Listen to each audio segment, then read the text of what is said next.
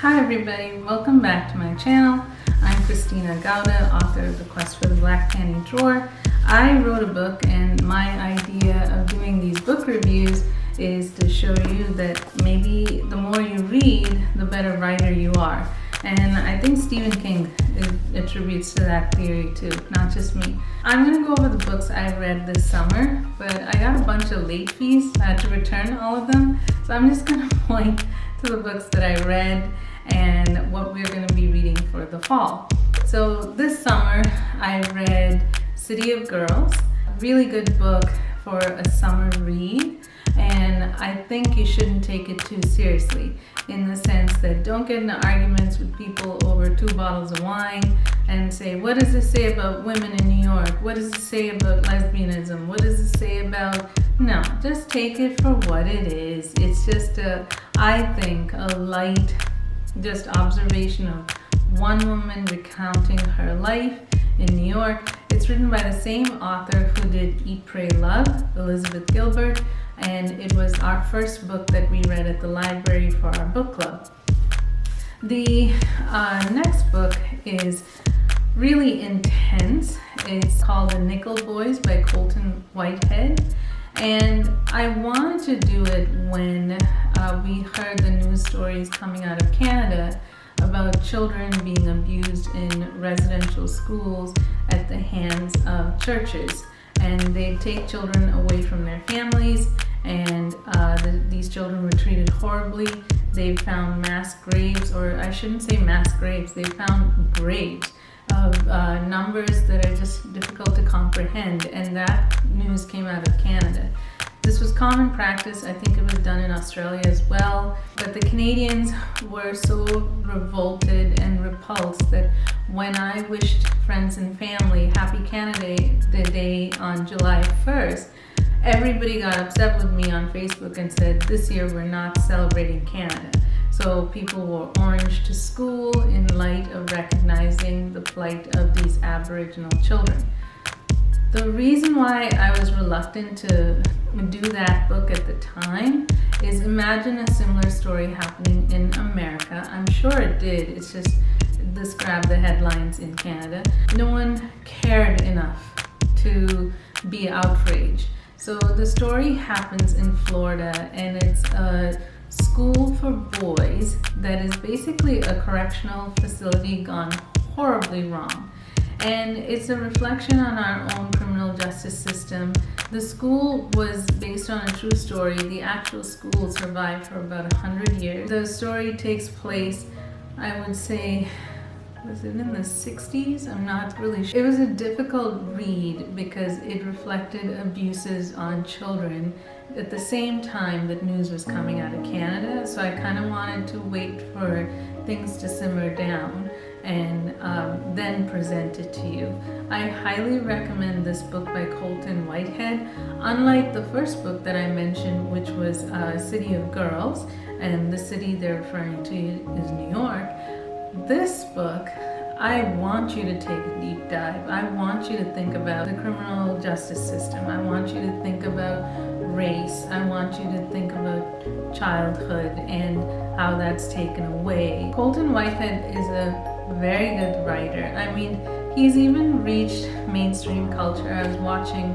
Netflix's The Chair, and they mentioned Colson Whitehead giving a certain lecture, and I thought, oh wow, he's really becoming mainstream. I didn't know he was, but he's a good writer. Okay, so then the next book that I have is nonfiction. It is this 36-hour day, and the reason I came about this book is because when I went to the book club to meet about Colson Whitehead, the demographics of the group is like 50, 60 and over, and they were talking about, you know, caregiving to the elderly and how it takes its toll on you. And the border opened to Canada, and I think a lot of Canadians had to do unpleasant trips back home if they were expatriates living in, say, the US. And sadly, one of my friends had to go home for her dad's memorial service because he died during COVID. I went home because my aunt has a rare condition. It's not rare in my world because of what I do for a living, but it's rare that if I mention this at a cocktail party, 5 people will say, "What are you talking about? I've never heard of this disorder." I worry that this disease will take her away before I can get on a plane. I favor her a lot. She gave me my first dog. I'm very similar to her. I kind of have similar behaviors, similar body type, I'm similar to her. I favor her a lot. I think I favor her more than I favor my own mother, which is interesting. I went and it wasn't a fun trip. Like, it wasn't going surfing. It wasn't, eating lobster rolls and things like that. Although I did eat a lobster roll and it was delicious. It was a trip to sort of honor her and her life and hope that I get to see her again. And if I don't, I wanted to make sure that I still had an interaction where she remembers me and where we both have some memorable experiences. And I'm hoping I have some footage that I can show you someday. Okay, so I come back and I wanted to sort of prepare for my own inevitable future where I lose my independence. And as most of you know, we have chosen to be kid-free, and so there isn't going to be a safety mechanism of having children put us in the appropriate home with good support and care. So I was reading this both to sort of understand what her caregivers are like, and she was a caregiver herself, and to also mentally prepare myself and my mother for what the future holds. So here's what I learned from this book. Minimalism, it doesn't just apply to people like me. One of the suggestions it said was feeding times are difficult for the elderly. One of the ways you can alleviate it is by having white plates on white tablecloth, and that way there's less visual confusion, and so they can focus on feeding themselves. If you think about it, a lot of people get put into elder care because they can't care for themselves. They can't feed themselves, bathe, dress, etc. So if you have this tiny little element of your life where you're feeding yourself at that age and with reduced capacity, it makes you feel a little bit independent and hence a little bit better about your own life. There were other things that the book discussed, like if you're going to take on the responsibility of an elder person, start decluttering. Don't have rugs and falling hazards where someone who's already struggling with balance will be compromised. And I was reading it with a smile on my face, thinking, I'm on my way. I'm making progress. And here's another reason why. So I highly recommend the book. It's called The 36-Hour Day. And if any of you are in the unfortunate situation where you have a relative that's failing in health, that has dementia, Alzheimer's, progressive supranuclear palsy, ALS, this is a good book to read. This is also a good book to read if you're debating whether you're going to step into a role of a caregiver. I highly recommend this book. There's a reason why the title is called The 36-Hour Day, because your days do feel like 36 hours. Okay, now, of course the lawnmower is going to start now, so let's do this quickly, shall we? Okay, finished this morning. This is Trevor Noah's Born a Crime. Now, I've liked Trevor Noah from the first time I saw him. I think he's funny. I think he's the kind of guy I'd love to have as a friend, and after work we'll go out for a beer and have happy hour. Perfectly fun guy. Little did I know what an incredible writer he is. He is such a good writer that I was having trouble sleeping, and in the middle of the night, I think at 2 o'clock in the morning, I turned on the light and I started reading.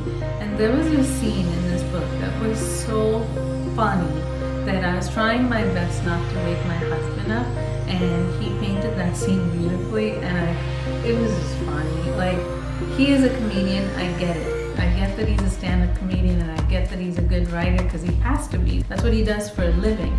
But to actually see it on page, in print, It's really good. I want to ask the audience a few questions. How do you feel about having borne a crime in schools? Right now, our world just sounds insane. We actually have to have debates on whether masks should be in schools, which is shocking because at the time of filming this video, everyone in the country is doing great except for 5 states, and I'm in one of those 5 states where there is no downward trend of COVID cases. We're either at a plateau or we keep adding more cases. So we're actually debating, do we wear masks? I cannot believe that is up for debate after being in a pandemic for 18 months. But there's another debate, and I don't have an actual stake in this because like I said, I'm kid-free. But it's about critical race theory. I don't know what it is about race that people just aren't willing to talk about it.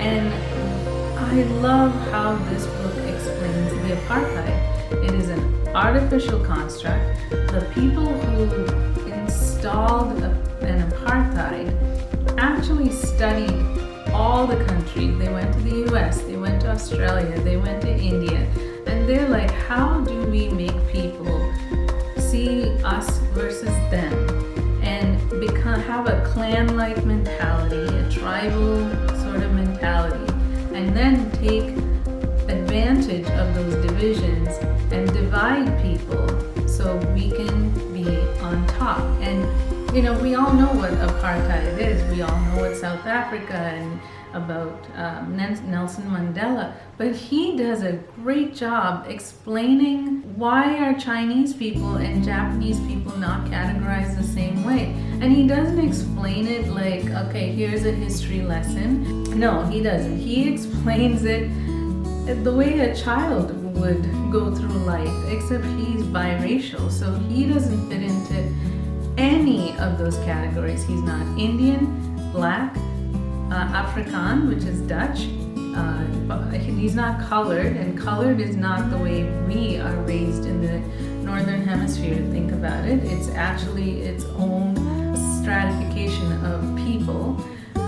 He is actually biracial, which in itself is a crime, and the book opens with the law stating exactly what that crime consists of, and he's a product of that crime.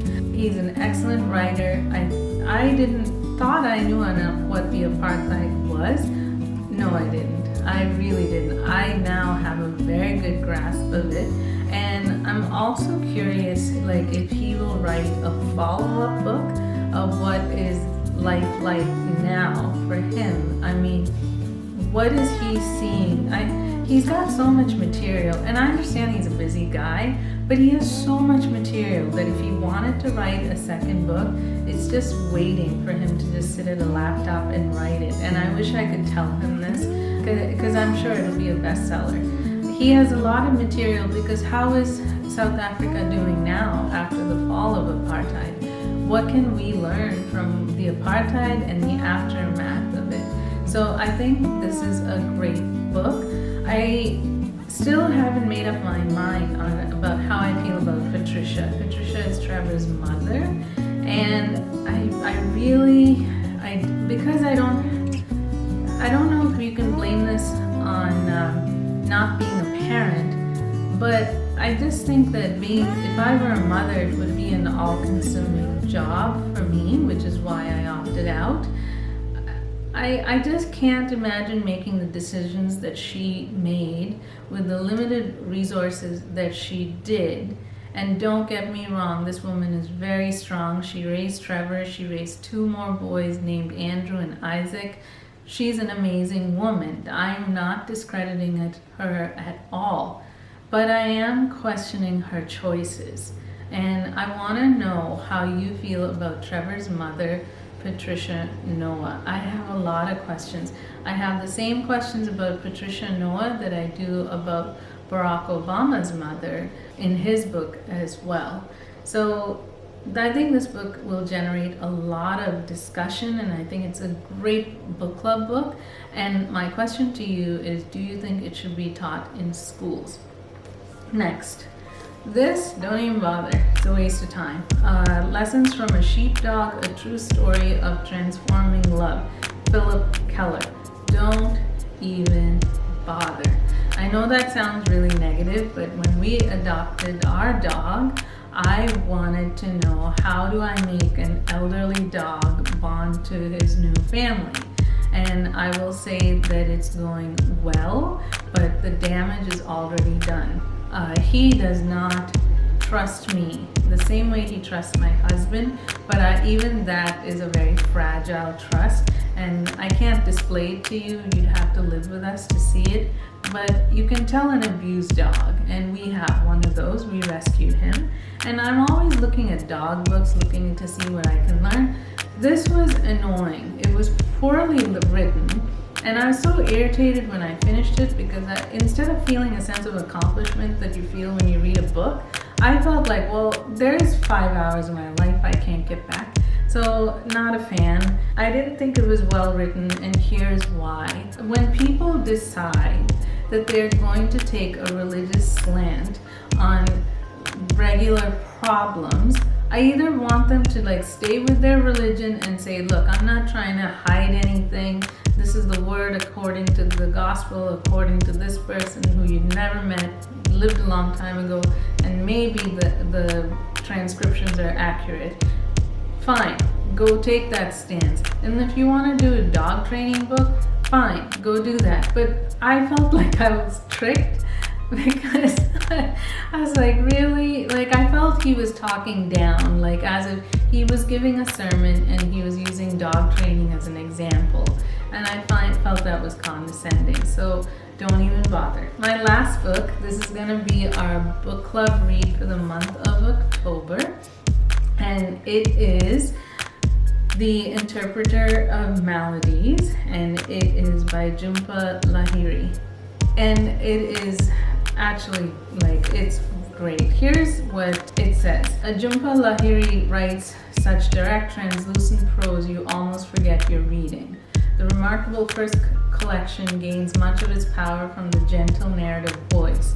Lahiri's language is uncluttered, she's sparing with metaphor, and the riches accumulate unobtrusively. Newsweek. These books are older. These aren't New York Times bestsellers list last week. I agree. So far, the writing is really good. If you like Master of None Season 3, you will like this book.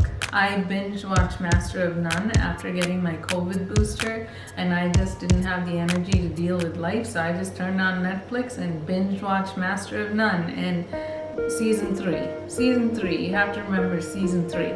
So if you like Season 3, you will love this book. So far you're being introduced to what sounds like newlyweds, and maybe they had a pregnancy and maybe it didn't work out the way they wanted it. I'm not going to say, but so far I'm really impressed. What I'm trying to show you in the trend of the books I'm reviewing is the relationship of mothers, the role of mothers. Trevor Noah's mother, Patricia, in Born a Crime, and mothers in Interpreter of Maladies.